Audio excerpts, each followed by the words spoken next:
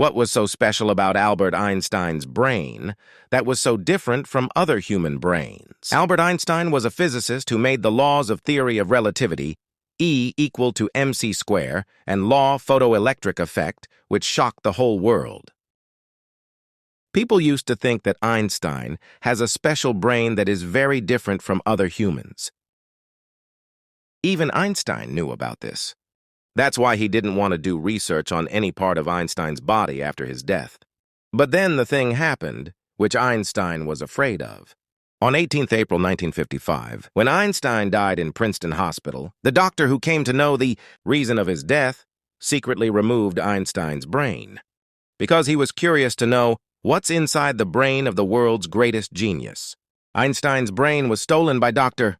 Thomas Harvey, who was more interested in studying this special brain regardless of what will happen to him. A long journey of this brain began. Dr. Harvey was a pathologist who only knew how to do post-mortem. Einstein's brain, which Dr. Harvey had already preserved, he took it to Pennsylvania's city, Philadelphia, where he took many photos of the brain. He divided the brain into 240 pieces, and then he preserved each piece in a separate jar and hid them in his basement. Dr. Harvey had many fights with his wife about this issue because his wife often used to say that one day she will throw this brain somewhere. One day the fight got so big that both had to get divorced. Dr. Harvey took the brain and went to the city of Kansas, Wichita, where he started working as a medical supervisor in a biological testing lab. And here he used to try to study Einstein's brain in his free time. Now many years had passed, but Dr. Harvey could not do any special research on Einstein's brain. Instead, his medical license was canceled as well. After this, he made a good decision that for the first time that he would send different parts of his brain to the world's best neuropathologist for detailed research. In 1955, after 28 years of brain theft, many studies were published by neuropathologists around the world on this genius brain, which showed that Einstein's brain was very different from a normal human brain.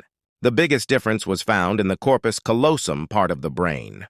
Now, it is important to know that the human brain is divided into two different parts. Whatever a human being does, it is processed in one part of the brain first, and then the brain signals that specific part of our body. Left side brain controls the right part of our body, while the right brain controls the left. In addition, 90% of humans' left side brain work while speaking, to understand, to do mathematical calculations, and writing, while the right brain has the responsibility of creativity to recognize shapes, art, and musical skills. Now you must be thinking, what is the purpose of corpus callosum in all this? You can guess that you are typing on your keyboard or on your mobile phone. During this time, both our hands are busy typing. Some alphabets are typing with our right hand, some with our left hand.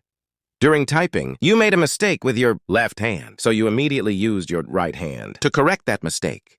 So this means that when we made a mistake with our right brain, it immediately gave a signal to the left brain to correct that mistake. The thing through which the two parts of the brain communicate with each other called a corpus callosum, and Einstein's corpus callosum were larger than the other brains. That's why his left and right brain had a very strong connection.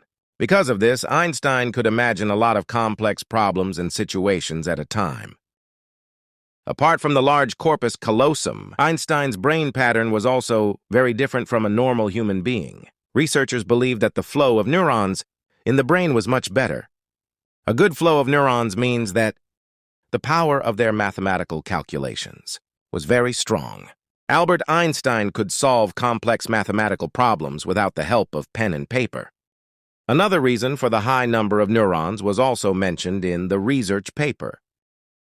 When Einstein's brain was weighed, it weighed 1,230 grams, while the average human being weighs 1,400 grams. Researchers believe that the lining of Einstein's brain was very thin, which is why he had more neurons. Many doctors and scientists have concluded that Einstein's brain became special after his birth.